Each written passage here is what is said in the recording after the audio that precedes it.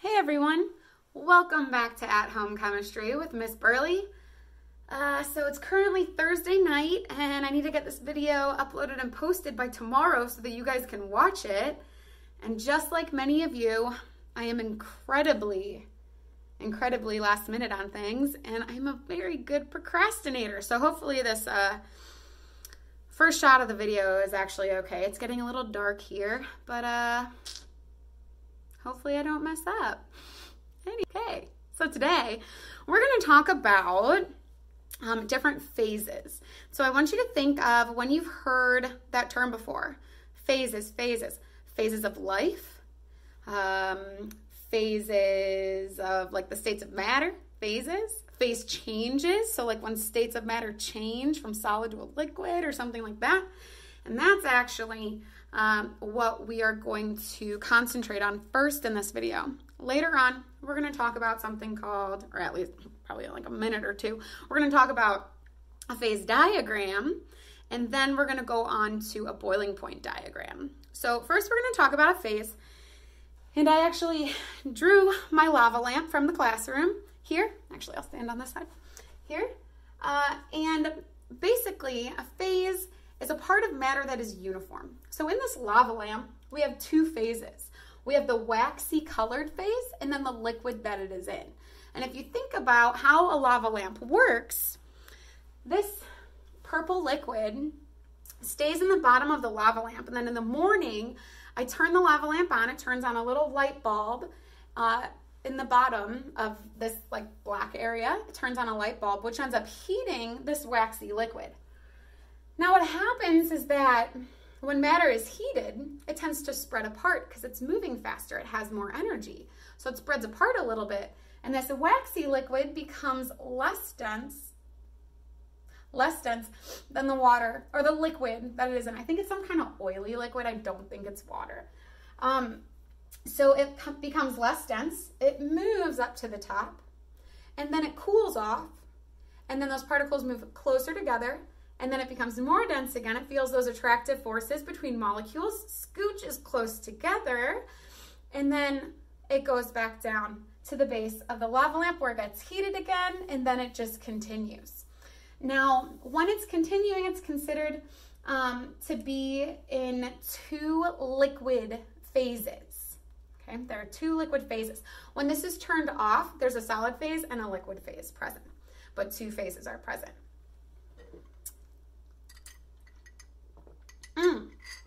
This water that I just took a sip out of, this water is just in one phase. It's just a liquid phase.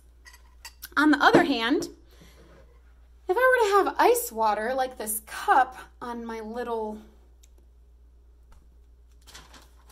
easel here, this little glass of water, we see a couple ice cubes in here and some water. So here we have one substance, but it's also in two phases. Now for this one, unlike the lava lamp where there were two liquid phases, this one has one solid phase and one liquid phase. Okay? For the sake of simplicity in this unit, we're going to be talking a lot about one phase systems. Okay? So that is going to lead us to something called a phase diagram. All right, so here's our phase diagram. Oh my gosh, I didn't even tell you guys. We are following along on page 7 for this video. So if you wanna open up your Notability, open up to page 7. That is where we are, okay? Whoa, almost knocked over my cup of water that had one phase in it, liquid. All right, I'll give you a minute to open up page 7.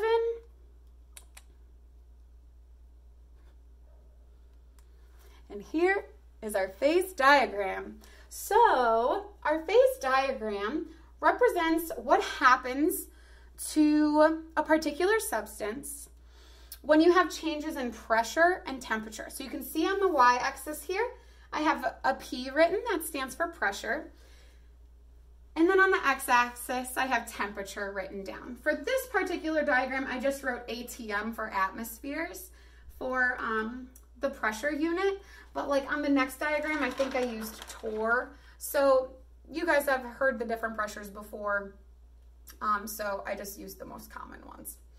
So the first thing to note on this diagram is that it is graphing the relationships of a substance at a particular temperature and pressure. So the first thing I want you guys to pay attention to on that picture on page 7 is where solid, liquid, and gas is located. So solid is always on the left side, and then liquid is the center, and then gas is the lower right. So just remember slug, and it goes in that order across the diagram, okay? So we have solid, liquid, and then gas. So if we take a little look at what happens along each line. So say I were to say, okay, so at this particular temperature, at what pressure would this substance boil?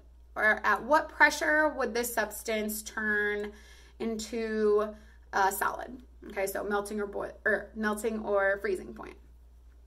So I'm going to point out those lines right now. So if we think about where freezing would occur, well, freezing is a liquid turning into a solid, and then the opposite of that is a solid turning into a liquid, which is melting. So that happens between the solid liquid section. Okay, so if we are going to the right here, then we have melting that's going to happen, and it's melting point that would occur there.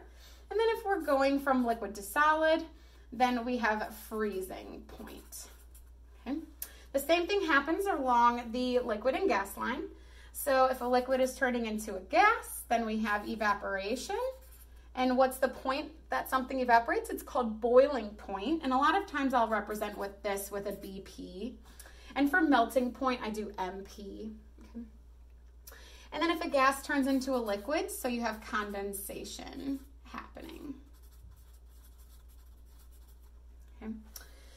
Now the last area of and along these lines, if something were to land right on a line, then it would be considered an equilibrium, okay?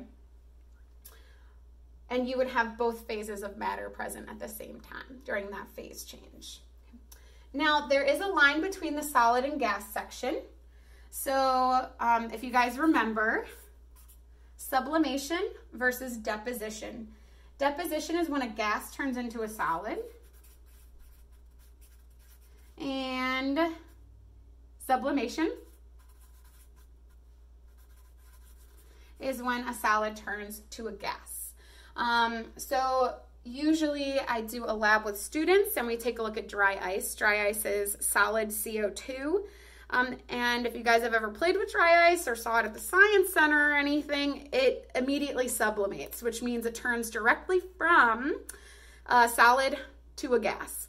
And next week, I'm going to have you guys watch a couple demos on what happens. And it's kind of demos of a lab that I would have done with you if we were in school. But because we're not in school, I did find a couple of videos I wanted to show you so that you could see something called triple point. So along each of these lines, you see two phases of matter. So say we were to plot something, because normally we have numbers on these axes. And so if we were to plot something and say, okay, at this particular pressure and temperature, a liquid and a gas will be present for a particular substance. Okay, there is a section of this diagram where you can actually have all three states of matter present and an equilibrium, which means that they're moving between states equally. So a gas is turning to a solid as much as a solid is turning to a liquid. It's all happening with an equilibrium at a particular point on the diagram. And that point is called triple points, okay? It's really easy to remember where to find triple point because it's where all three lines come together. So it happens right here on this diagram, okay? That's triple points. And I may have spelled that wrong. 1P2, I don't know what it is. It's not important. Anywho, there's another little section here that something very interesting happens with matter. And it's this point right here. After this point, this is called critical point. Critical point. If you want to label a diagram, though, I think think that your diagram on your page already has it labeled. So just kind of like highlight it or something. So here we have critical points. Now, something special happens at critical points. So notice where this dot is. It's at the end of a liquid gas line. So at the end of the liquid gas line, something interesting happens, okay? Any pressure above this point, okay? So if the pressure increases or if the temperature increases, it's very interesting. The liquid and gas are no longer different. There is a fluid, it's called a supercritical fluid, and I'll just put SF here. It's a supercritical fluid, and it's basically when these two things become indistinguishable from each other. So this fluid has properties of both liquid and gases, but you can't actually tell the difference of like what part of it is liquid, what part of it is gas. So instead, scientists have named this area of the diagram supercritical fluid. Okay, so it's no longer liquid or gas. It has properties of both liquids and gases. So they gave it this special name for that. Okay. All right. Yeah. We'll move on. Oh, on your practice pages, because you're going to be doing pages 8 through 11 after this, in some of the questions I talk about normal boiling point or like a normal pressure or a normal melting point. Anytime I say that, I mean at STP.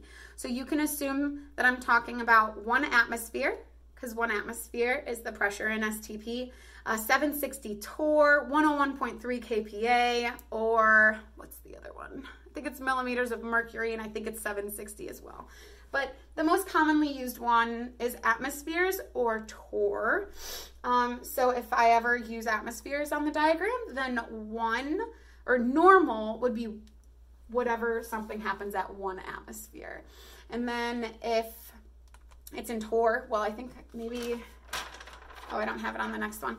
But if it's in torr, then it would be along 760. Notice on this diagram, this line for this particular substance is kind of leaning more to the left, okay? I'll explain this line on the next diagram because sometimes that line leads to the right as well. All right, I'm gonna use red for this one because it might be easier to see. I'm not sure, it's getting a little dark. I'm sorry if it's hard to see. Okay, anyway. So here is a phase diagram. Whenever I provide you a phase diagram, just quickly label SLG. Okay, so then if I'm asking you for boiling point, okay, you think to yourself, okay, boiling, that's a liquid to a gas. So boiling point would be anywhere along this line. If I'm asking you for melting point, anywhere along this line, okay? Now sometimes I'll say, if I have a gas that starts at X amount of temperature, so say here, I'll give you like numbers along the graph. So let's say we have 1, 2, 3, 4, 5, and this is all degrees Celsius. So if I say, okay, so I have a gas of this substance and it's at 3 degrees. Okay. What happens, and let's say the pressure is counting by 10, so we have 10, 20, 30, 40, 50, 60, 70. I should have done this first. No matter how much I think I'm prepared, I'm just not. Anywho, okay, so if I have a gas at 3 degrees Celsius, okay, so the gas is here, so I'll just label it somewhere in here. Really hope I'm not like going through on the next page because I have one more to go. So say I have a gas at this temperature and it's at less than 10 pressure. Okay, so I have a gas at this temperature and it's at, let's say, a pressure of 5. Okay, so I plot my little point and then I say, what state of matter will it be in if I raise the pressure to 80? If I raise the pressure on it to 80, what state of matter is it going to be in? So then you say, okay, well, here's 80 on my pressure thing, and then here is 3 degrees. So we plot the new point. It will be a liquid. Okay. Now, if I were to say, what would the new pressure be at 30? A pressure of 30. Okay, well then we would plot it to about this point, and then it would be a solid. Because you're going to be playing around with numbers a little bit as you do this. Now, the direction of this line basically tells you if a liquid can be denser than a solid or not. So for instance, when we put our ice and water, and this is a very unique thing to water, and in fact, if this weren't a property of water, I would beg to argue that life would not exist, okay? Because it's the fact that ice floats that allowed life to occur in the bottom of the ocean, which is pretty cool. Or, you know, ocean sea vents. Okay, so here I have ice that is sitting above the water, which means that the ice is less dense than the liquid. Now, this is all because of their intermolecular forces. So you know how water can form 4 hydrogen bonds, okay? Water can form 4 hydrogen bonds.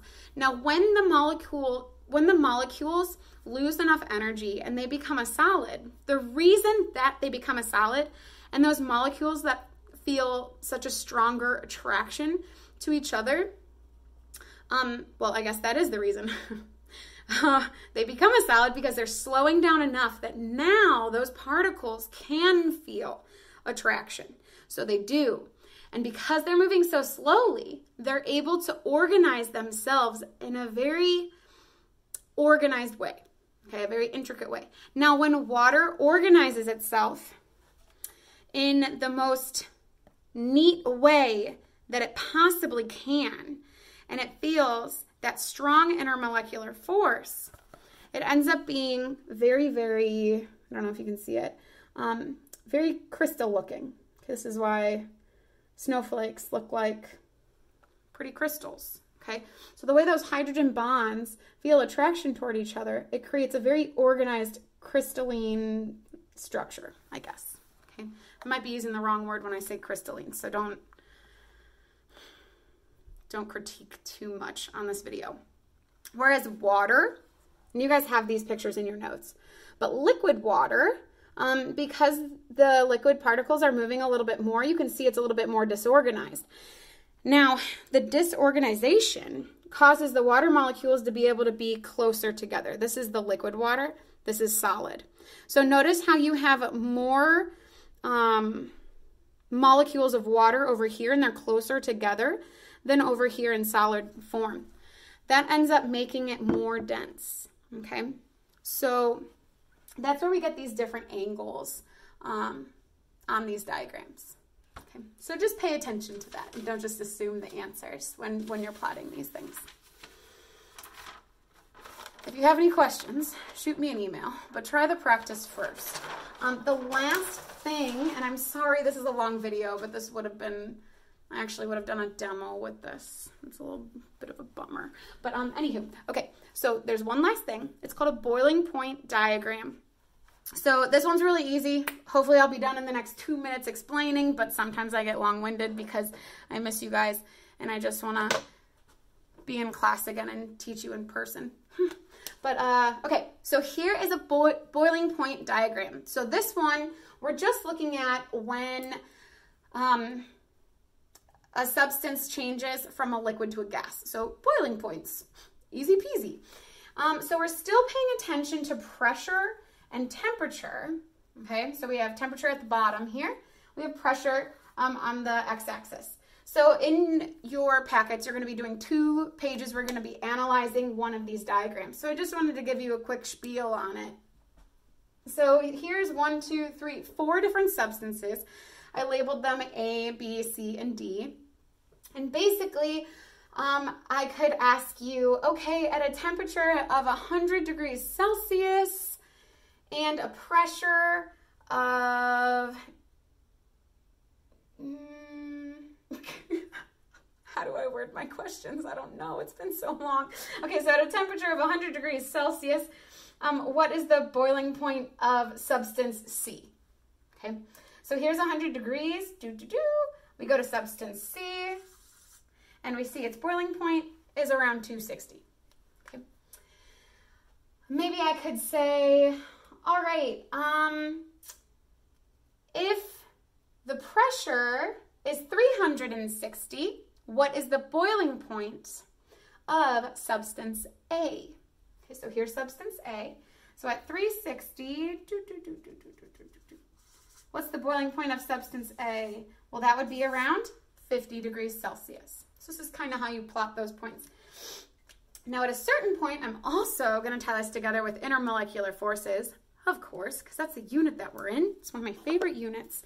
So the intermolecular forces of these, I want you to think, and you just had a quiz on it recently, yesterday, and I want you to think, okay, here we have A, B, C, D. Now, which one of these might have the strongest intermolecular force? Which one of these would have the weakest intermolecular force? Because your packet is going to ask you that question, okay? So, if we take a look, and we'll look at normal boiling point. So on this diagram, we have torr. So we're going to be using 760 as torr. So if we are looking at our normal boiling points here, so substance A has a boiling point, wherever that line crosses, it has a boiling point of around 100. Okay? So its boiling point is 100 degrees Celsius.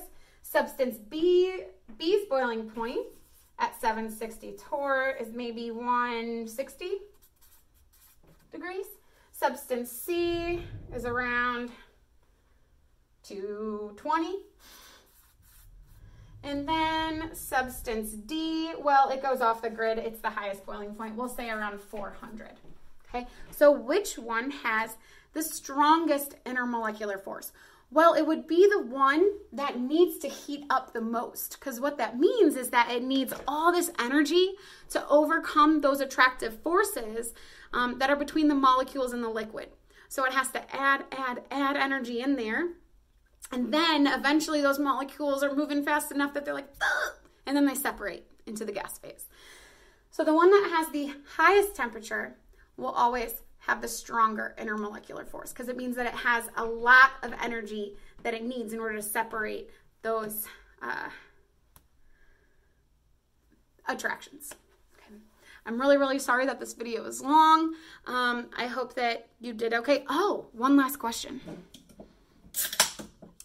So since it's the evening, okay, I figured I would have some Diet Coke with you.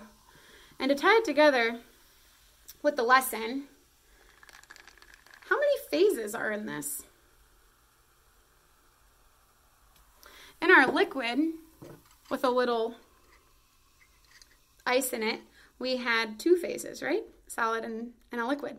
In a Diet Coke, what do we have? Well, we definitely have solid. We definitely have liquid. Oh my gosh, I can feel those bubbles on my tongue. And this one, we have 3 phases. We have a solid, a liquid, and a gas. I hope that you guys enjoy your weekend, and remember, you're here, you take up space,